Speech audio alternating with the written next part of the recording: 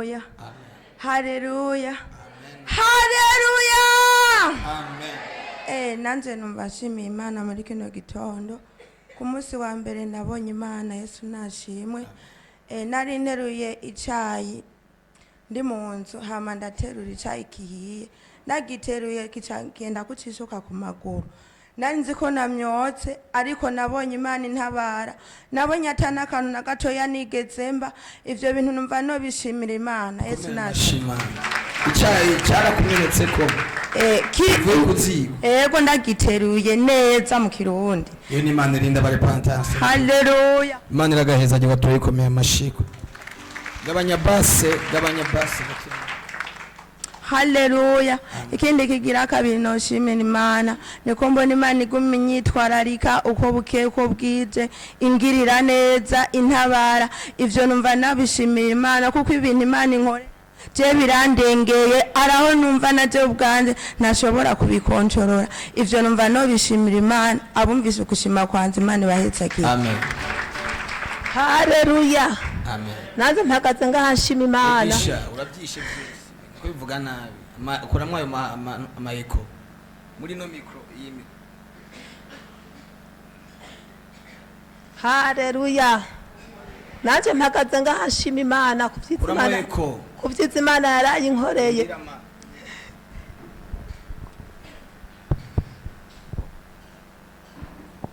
Yesu ashimwe. Mpagaze ngahashima Imana kuvyitsa Imana yaraye inkoreye. Jewe natanguye kubohoka ku gitangaza cy'ishupa. Pasiteri ataravuga ngo ivy'icupa je Imana yari yanyereje ahantu ku muhiri wanje ku kigazi. Imana inyereka ahantu ku kigazi hamanisha igihuba. Ndavuga ati none gamana kunyereje ahantu ku kigazi nibiki. Jewe ndazinduka aho ndaraba. Ndavye canza ngahashantubirana n'ubwo rutonde rw'icupa. Ngiye subiye kuraba muri cya kigazi nsanga icupa risinze yo rishurikiye uko. Cantubirana n'ubwo rutonde ko ngaha. Ariko bwa mbere ntajya wari wahabonye. Bwa mbere ntajya nari nahabonye. Muga Imana yari inyereje nyereka igihuba ahantu ku kigazi nguzorabire hajya nyene hari igihuba. Burya ndavye ku unye mu muzi ahantu hacimvovo mbona hashurikiye icupa. Mugabo hakaba hari umuntu yari yarambwiye ngo wewe mama Ines ngo nuko mbuhore ngo umugabo wawe ngo ndaza aho namubishe ngo namubishe mu icupa ngo nzomukurira yaho nzugombe. Nanze hajya ahantu ndasenga Imana imaze kunyereka ico kintu ivy'icupa biraba ngaha abibaye ndavuga ati reka nsike kuraba rya cupa tupfanye ya macupa ngaha pasiteri yavuze ngo tuyaturire tuyamene. Burya nahise manza kuza gusingura rya cupa ndarirumuye nagiye numva rigira ngo pa hama ndariha umuriro yaraturika yose yaraturika. Nico numva kugishimira Imana ukuntu Imana yantabara. Yo habaye guhishurirwa abantu ubutabazi. Hanyuma muri ico gihe cy'ishupa mba mukozi isafuriya ndi mu ndara mbona hapfuye nk'ikinyugunyugu. Tinereka Mana ibi bintu nibiki. Mana shishikara ungirira neza kujya utera unyereka ugumukuraho nibyananiye bakanga utera ukura kuwa Mungu harero nabonye igitangaro n'igitangaza ku foto. Jewe narahantu nari imboheye bari bambose aya mavuko bacha bambohana n'inyuma ku hajya ahantu wananga mbohesheze minote. Burya hajya ahantu nari inshurishe ndahantu hameze uko ntihabona. Pasiteri amaze kuza kunkora kuko mu mutwe nagiye numva ibizunguzungu nabona ndahantu ndi mu kinogo. Uwo muntu yaguma afata mu mugongo umenga guma anterera imbere kujya ko nkuko noba ndi ku kivuma. Aha ari wamenga gatuza ni nkaki nkoko sinaheka umwana mu maguru. Narigeze kuza ngahaye pasiteri arambwira ati vukama ndagusengere ntibyakunda. Mugabo ubu numva nidegemvya Imana yo ngakumwe pantasi ngo ko ndayishimiye. Jewe niyo ndi muhira ndiko ndiyumvira ibyo gusenga umenga no mu pasiteri ndi hafi. Yumva ko ndamushimiye yumva ko shimiye Imana yo mw'ijuru yumva ko shimiye abare pantasi nk'abafase kuwa Mungu gaye yumva ho bari ngira ntibiko mu kuvuga ku unye wamenga ibintu binyoye mu mihogo. Aha mu matwi hose ndatonekara yumva gushimiye Imana yo ngaha reka fukane murabu birakunda ko Mubyawe arikunda. Abumvise gushima kwanza Imana ibaheze. Amashyi menshi ku Mana yacu yamugiriye neza. Ikindi norengerako ejo bundi baratanze ibimazi ngaha. Batanze ibimazi ngaha hanyuma sifise. Rero ku kintu cyo gutanga ikimazi numva cyarangiyemwo rwose. Ndavuga ati none Mana bigende gute. Sinzi ukuntu pastor yavuze ati mutange 10,000 kugera kuri 5. Sinzi ukuntu ngize ukunye sinzi akantu mbonye. Ndavuga ati Mana ndibuka ntanze ikimazi. Jewe rero kubyikimazi ndabikunda kubera umenga hari ukubohoka kudasanzwe. Abumvise gushima kwanza Imana ibaheze. Mashimeshi ku Mana yacu. Haleluya! Amen. Haleluya! Amen. Haleluya! Haleluya. Yesu nashimwe. Nanje mpagaze ngashimira Imana ku munsi w'Imana. Imana yarambohoye. Ariko guhera ku macupa tugitegura kuza mu icupa naho nyene yumvise gutabagwa. Je nifise ukuntu nguma numva mbabara mu nda, mu mugongo, mu maguru. Uku kuboko koko nibaza narahevye ni Imana yenyene kuntabara. Hama rero kwa Mungu dushize agafoto ngaha nta na kimwe cabaye. Mugabo pastor atwaye dushira agafoto mu mutwe dufate n'amaboko tugire nkuko. Je narabonye ibintu bikomeye narazunguriwe ingufu zose zirahera nanicaye hari inyuma barafata sinzi niba naradashwe hamwe ngira ngo sinzi narumvise mbohotse ndashimira Imana yambohoye ku bw'ifoto kuko ifoto bari barayinkorereye ku bintu hanyuma ndashimira Imana kandi ku munsi w'ejo ngaha naho nyene nabonye ukuboko kw'Imana nari mfise ibintu biguma bimbabaza mu mugongo kandi cyane n'ubu kandi numva ko bitarahera ndafise yego Imana ishimwe cyane naho nyene naragize kugwa hasi baransengera ngaha nasanze ndi hasi ndumva ko nabo hose Imana ishishikare kumbohora n'ibisigaye byose ndizeye yuko Imana izobikora abumvise gushima kwanje Imana yahezage. Amen. Amashimwe shimana. Yesu nashimwe. Ndabaramukije mu izina rya Yesu. Amen. Nanje ndagomba gushimira Imana imaze imisi nkorera n'imisi ya Deliverance kwicupa no kuvuga igihe pastor atubwiye ngo turishire hejuru no kuvuga mu kuboko kw'iburyo hari ibintu numvise bica bivayo kandi nakunda kugira ibinyanya mu ntoke cyangwa ibintu bivuye y'umenga imiyagigiye n'ibintu by'ibinyanya nyene biragenda.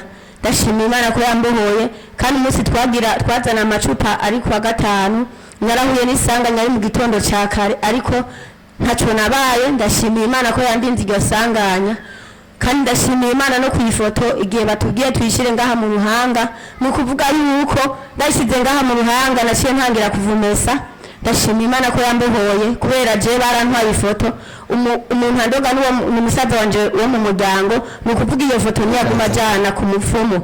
Rero ndashimira Imana ko yambohoye kandi ndashimira Imana ko mwijoro ryo kuwa gatandatu buca ari dimanche hari ibintu Imana yanyeretse ahantu njyama no kuvuga ku mutwe wanje sinari nzi yuko bateguye ibintu ushobora kuryama impande yabyo ku mutwe wanje aho njyama sinzi ukungene nituraje ndiko ndashona impuzu je nahora ndi mutayeri hama icyamuka ngo no munsi y'impuzu niyo nshona ngo niyo niyo nzokwambara kuko Imana yankufitiro kugira ngo inyereke bya bindi niho nagenda gatoya ncabona umuti urunze ku mutwe waho njyama bisa n'inginagina umenga n'ivu ryo kumva cyangwa fata ndariyora cyangwa shira mu gashashi cyangwa ndaguta mu inyuma cyangwa ndavuga ati Imana ko ntaye ibintu niko naye n'ibyuwo murozi ndabitesheje agaciro. Rero ndashimira Imana ibyo ndindi ndakubwiye ko bwiki abumvise gushima kwanje Imana bahezagire kandi pastor Imana muha amavuta kandi muhe umugisha umugire neza mu buryo bugaragara abumvise gushima kwanje Imana bahezagire. Amen. Amashimwe ku Mana yacu.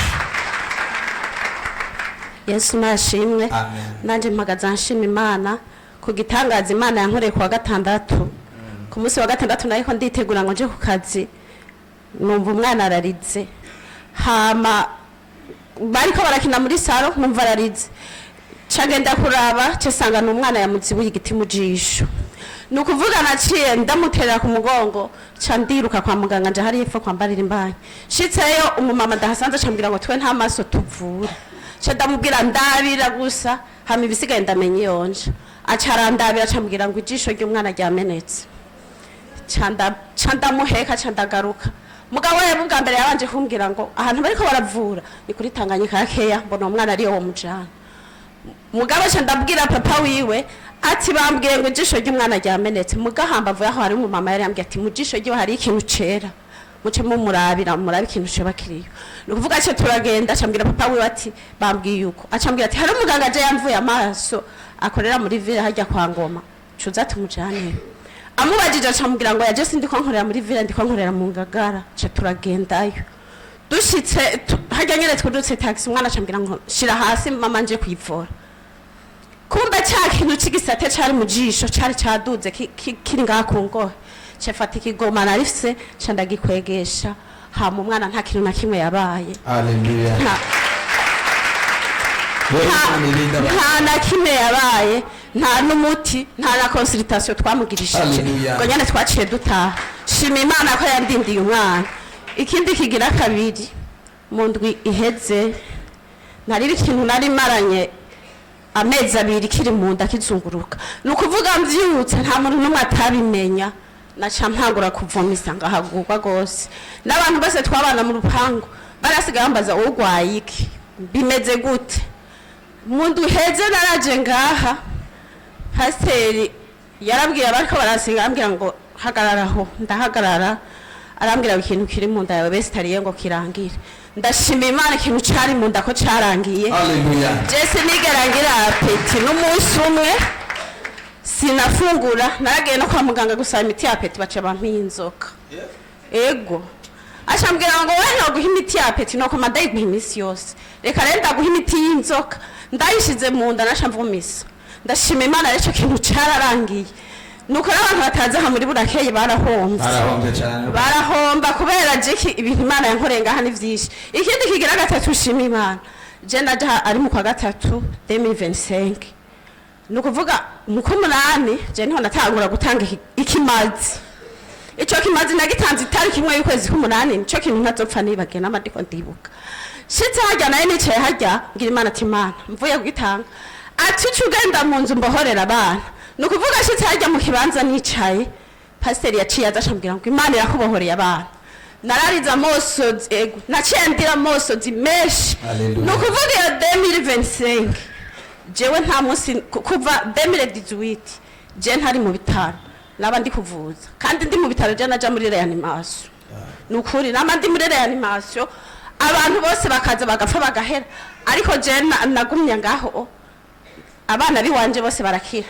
Hama ikindi naco nukuvuga 2025 je sinigerangira umunsi mukuru n'umunsi nabandi mu bitaro abandi barajya imisi mikuru banezerewe naje nabangwaje 2025 ndarakoze umunsi mukuru kubera ryari ribaye irya mbere mbonye mu bashimara mwizina rya Yesu kuko Imana yari yamaze gushura ubutabazi ko babaye umunsi wa mbere mbonye kuva ndyohewe turagira umunsi mukuru turateka turasangira n'ababanyi n'abana turaryoherwa nukuri mwumve ko Imana iri mu ijuru yumve ko ndayishimiye ivyo yankoreye gushika no musije abana biwanje baridegemvya atari imiti y'inzoka n'imiti ya grippe nta kindi kintu ngura Imana iri mu ijuru yumve ko ndayishimiye. Amen.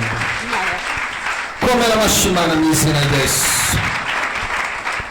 Sigaye tunyarutse umwanya. Haleluya.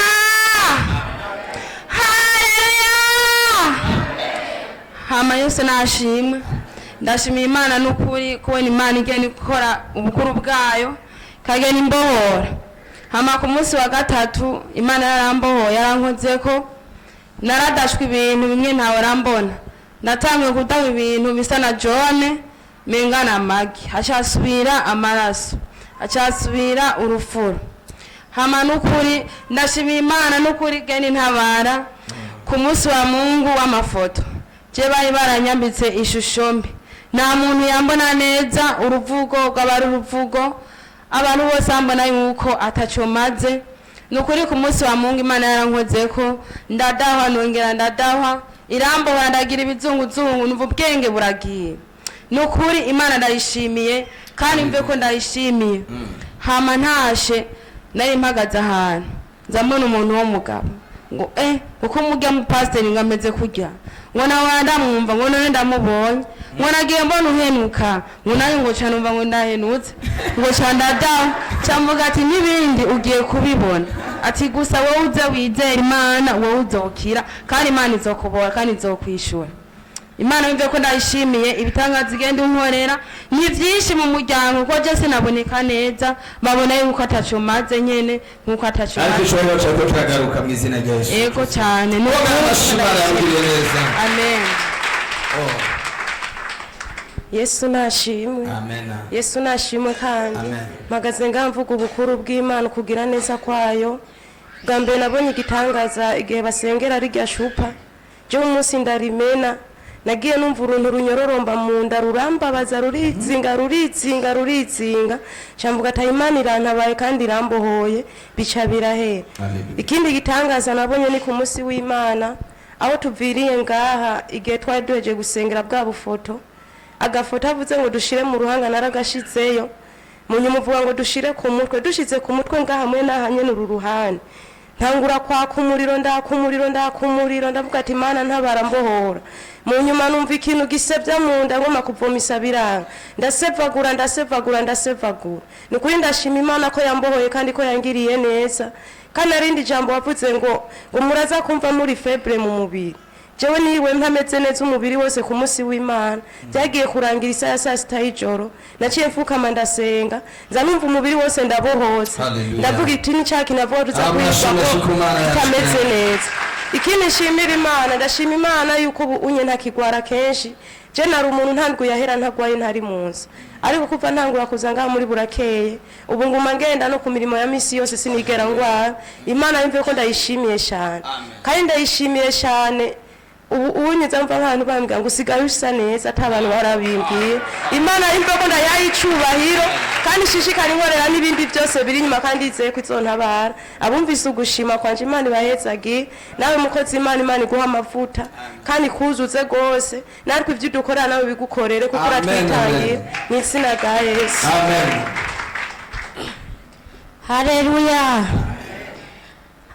Nanje nari naje kuramutsa mwene wacu mvunza mva mu Kayanza kwa Mungu arambwira ngo tuje gusenga ije namubwiye ati tuje gusenga tora umukuwa Mungu heze yari yambwiye tuje gusengera hari turagenda turasenga turataha kuwa Mungu uheze turaza ngaha turiko turasenga abadayimoni barankubita kuwa mbere barankubita ejo kuwa kabiri barankubita ejo twarazindutse muri burakeye birafata pastor aransengera arambwira ko mbohotse kandi guhera kuwa Mungu nabona ishusho y'abibe amaze imyaka indwi yarapfuye nabona ishusho yiwe gusa ubu yahetse guhera ejo yahetse. Ikindi kintu nacyo cyabaye mw'ijoro turiko turasengera muri salo ibintu byamfashe ndavuga yuko bene wacu bazobohoka kubera jewe ndavuga yuko bene wacu bagiye hari ugiye kuronka akazi ndavuga yuko umugabo we yamutaye umugabo yimukunza umuntu agutaye mu Bujumbura uri mugore atangaza inyangamukora twari tuzi yuko azocapfa gusa Imana yarahinda yize yuko agiye kuronka akazi kandi azohembwa 800. Imana ibandanye ndokorera n'abana wacu bose abumvise gushima kwanje Imana ibaheza kire. Amen. Ademoni bari baramumereye nabo uyu mwana baza mu isura ya inakuru yararusha ariko byukuri Imana yacu yakoze kuri we nawe arishima Imana ikirakora ku buzima bwawe. Haleluya. Amen. Yesu abahezagira. Pastor nukuri nchinjira ahantu je natumiwe peniradi. Nakubanye mu Imana ndavuga ati Mana je nasenze keshi ngenda amashengero ati ndinji ahantu ndagomba igisubizo.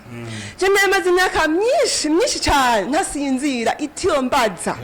Kuryama naho najya uturyoshe nkanywa nakayi nkoga amazi ashushe sinasinzira ntimumbona imisaya imeze ukuntu ni ukurabwo n'imana siko none kutaryama amazi imyaka ishika 30 je ntasinzira mukuri wesubira munezereza mikrofone tubwire imyaka 30 asinzira mperuka itiro ndi muhira ngiye kubaka abadayimoni baramfashe ngyamye kubika nkako sinzira nkafata utumesa ngo tuzanye itiro nkasiga hakumbane nkahumiriza ngo bikanka nkavuga ne kamera je nacumuye ndagenda mu nzu umugabo akambwe none we urwaye ibihe jewe je sinzi nkaja kwishenga ahantu nasemba bakansengera ndose agatira imisi biri kuva dufate saa 3 gushika saa 8 sayi mbyutse mba maso ko mugabo kuva ninjira ahantu ndasinzi mende ndakana gato haleluya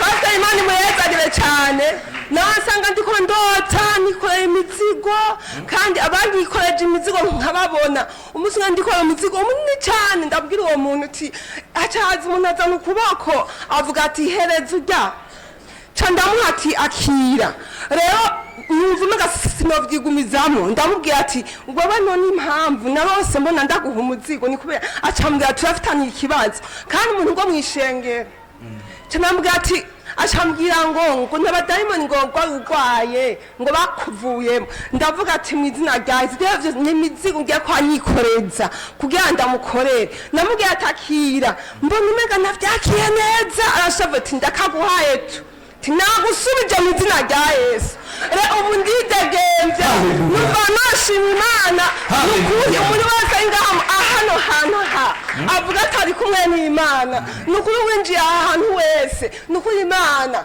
nukuri bari kumwe nimwihebure uwazanye ikibazo uwazanye indwara uwazanye ubukene nukuri abe ngaho ashimitse gusa asenga Imana izomutabara jenshimye iryo kuba iryo nimvise ko nendushe sinosabye amafaranga atati office nasinzira ubu nasinzira neza nasinzira nyuma y'imyaka 30 urasinzira ariko imyaka 30 udasinzira mwege ndiko ndatambuka numva ibizungu uzomara ijoro rimwe gusa urandasinziriye ibizungu menga no gucako no gusekura umutwe ariko navuga umunsi umwe mukozi w'Imana akanya mu gisagara ambwira ati wewe bagombye ko uba umuntu bw'umusazi atabwe ngafise ndavuga ati Mana jana ba 7 mbaye umusazi byogenda gute nubwo na buto none bizogenda gute numva kurira numva amaborogo menshi ndafise umwana mukuru w'umuhungu abadayimoni bamukoreye ko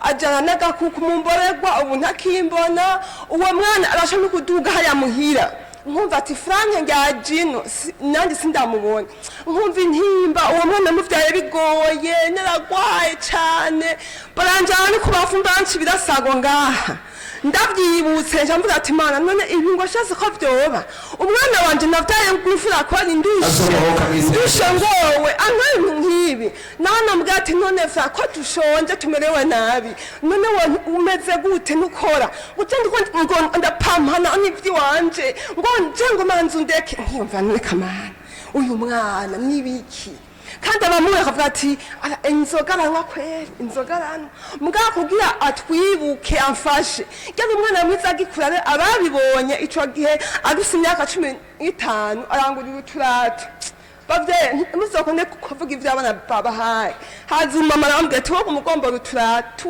umwana wanjye ryatumpaye acambwira ngo wagize umwana kugira ibirato ngewe abandi bo ngo bavyaye neza vyabaye ivyo yashagenda kuzira ego vyabaye uyu munsi tumusenge isengesho byamukoreye byose mu izina rya Yesu sanze frere ego Imana yaza kubica ibikore ahaje nabukimagogwa menshi ndariya menshi bikomeye cyane ariko utundo tuvuga ubu munsi nzovuga byinshi Mana nkore byinshi ivyo Imana